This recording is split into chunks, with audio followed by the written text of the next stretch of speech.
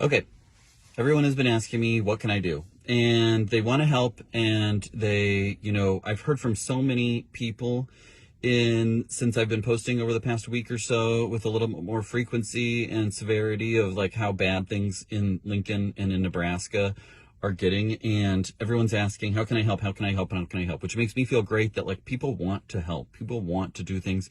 It's not that there's a lot of people out there that think it's a hoax or it's not a big deal. People want to help. And I realize that sometimes this can get echo chambery where everyone that likes and shares my stuff already likes and shares my stuff and already, agrees with me.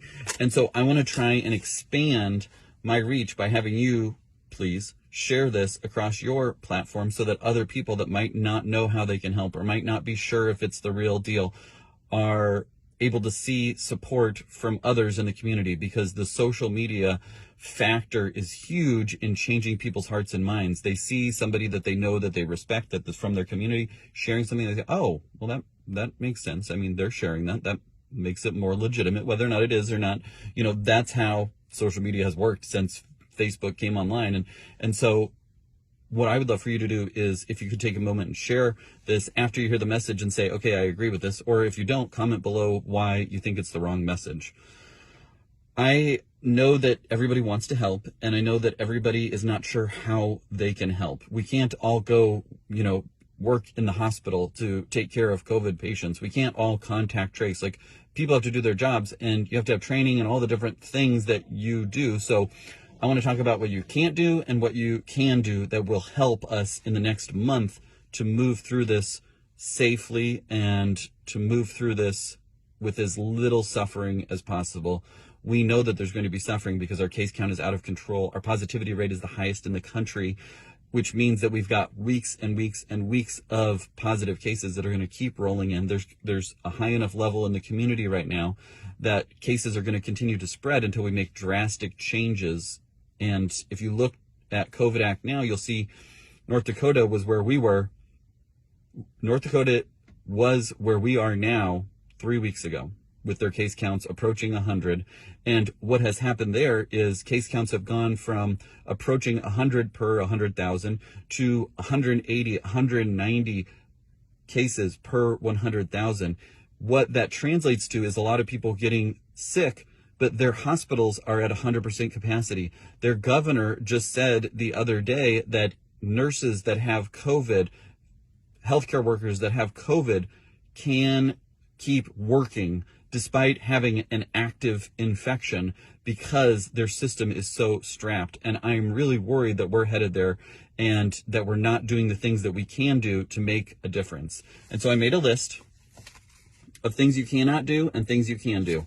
Things you cannot do is change politics or people's minds.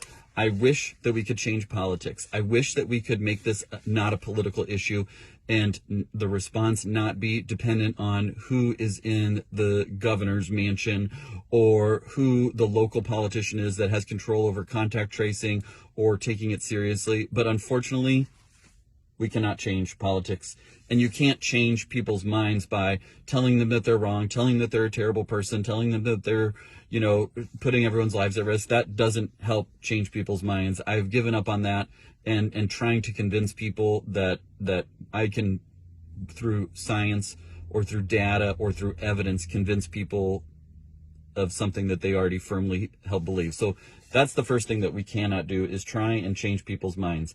And the second thing that we cannot do is give up and say, this is just out of control. It just needs to burn through the community and then things will be better. Or I see all my friends and family that are doing something drastically different and not taking it seriously. And it's just so fatiguing and so hard to keep going without support. I'm just going to give up and give in and do what needs to, do what I know needs to not be done, because I just don't have the bandwidth to keep going without seeing other people. And that's why I think sharing this content and sharing what you see and what you're experiencing and what you're feeling helps other people to see that it's legitimate.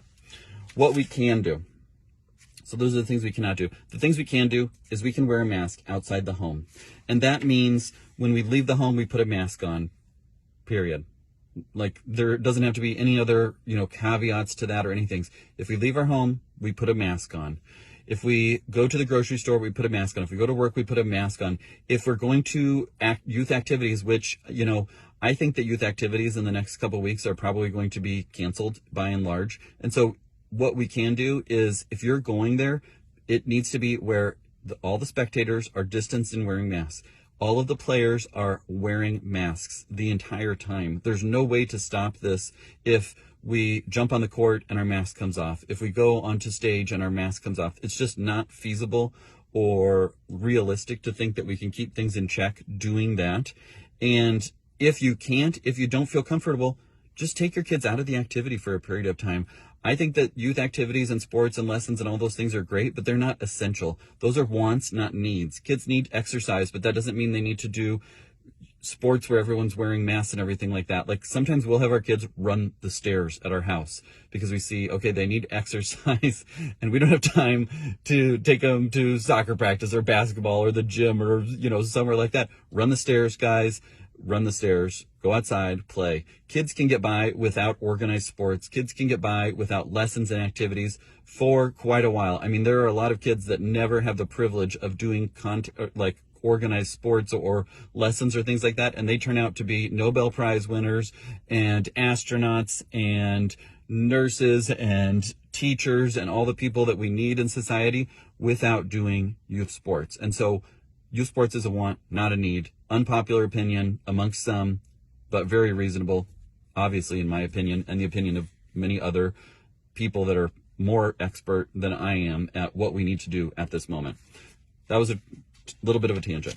Mask outside the home, mask outside the home, mask outside the home. That's my number one ask.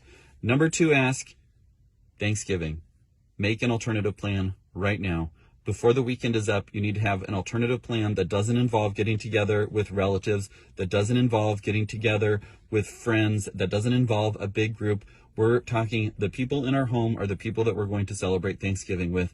And we need to start those conversations now, because we know that there's plenty of people that are not on board with that. And so today is November 12th.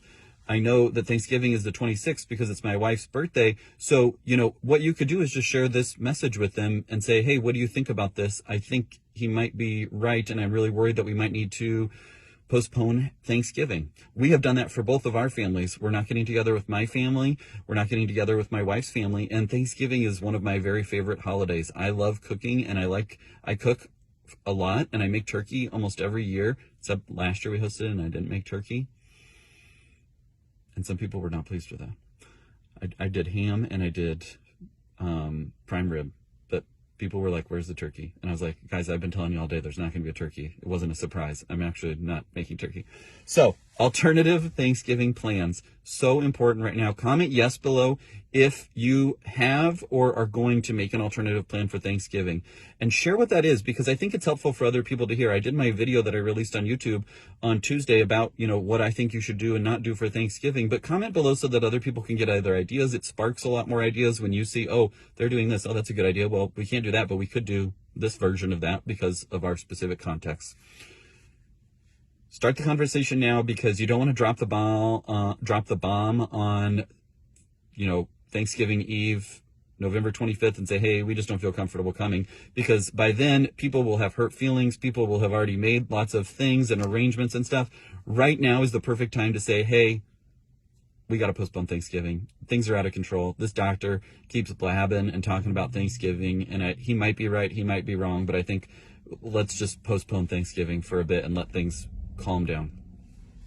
The third thing that you can do is support healthcare workers, teachers in our community, and all the people that surround them, and all the other people that must be out, the grocery store clerk, the fast food worker, the people that have to be out and interface with the public. Support them by keeping rates low, which means wearing a mask, which means making the hard sacrifices of not doing youth sports, not getting together with Bible study or youth activities, converting things to Zoom, or just saying, hey, I know we really like this, but we just can't keep this up. It's just, the rates are too high right now to keep doing the things we're doing and expect a different result. You can support teachers, you can support healthcare workers, you can support people on the front line by wearing a mask, by not going out if you're sick, by getting tested if you're sick, by, if you are exposed or are positive, helping the contact tracers to actually get the information that they need. I know that there are people in this community that refuse to tell contact tracers who was at the party that they threw last weekend or the weekend before that or the sleepover. There are people in the community that refuse to assist contact tracers, which just makes the job harder for everybody. So don't be one of those people. First of all, don't have a sleepover, don't have a party, don't have a get together. Your teen can handle a couple months of not having sleepovers and get-togethers and things like that. Like, they will be fine. There's plenty of teens, and I'm not going to get into this rant because I already did this rant once, that didn't have those opportunities and still were Nobel Prize winners and nice people and contributed to society without having those things. So please don't think your child needs that, or that they're going to be deprived, or they're going to turn out bad or something like that because of those things. Teach them the value of sacrifice. Teach them that these things matter, and what we do for others matters. Those are the kids that you want to raise. Support healthcare workers, support teachers, support people that are out in the community by keeping rates low, by wearing a mask, by participating in contact tracing as needed, and by thinking of them and praying for them. If you pray that we have the resources that we need, that they have the stamina and the health and the safety that they need, that they have the PPE that they need, that we have the ventilators and oxygen and beds and staff to keep going. So those are the things that you can do. Like I said, the things that you cannot do is change people's minds or change politics. I wish you could. I honestly wish you could, but you can't. And I can't. So we can't do that. We cannot give up. We cannot give in. We cannot just throw our hands up in the air and say, this is too hard, I can't do it. It's okay to do that from time to time, but we got to keep moving forward. It's okay to say, I just need a break from this. I just need to take a night or a weekend and just not tune into social media or anything and just hold up and, watch Christmas movies, even though it's only November 12th. I just need a break. And then you can come back and you say, I'm going to get back and get going. Things we can do: wear a mask. Things we can do: make alternative Thanksgiving plans now. Make plans to not get together with the people that you usually get together with. Start the conversation now so that it's not dropping the bomb on Thanksgiving Eve, or you go and you just feel terrible the whole time and you're thinking about everyone that's sneezing or coughing. You don't want to be doing that. You don't want to be worrying about grandma or grandpa and what if somebody was there and they're infected and they're adding to the case counts and we're running out of hospital beds and the ability to care for those people and the people that have heart attacks and strokes and things that need to be in the hospital. Because we don't have the capacity. And then the third thing is to support healthcare workers, support teachers, support those on the front lines and that interface with the public, because those are the ones that we need to make sure that we're really looking out for now. Especially if you don't have to go out, please just don't go out. Please say, it's cold, we're going to do some projects around the house, we're going to get those closets organized, we're going to donate toys, we're going to spend the weekend, making other people safe and healthy by our actions. Please share this. Please comment. Please keep up the good work and stay strong. We can do this. We really can do this, I know.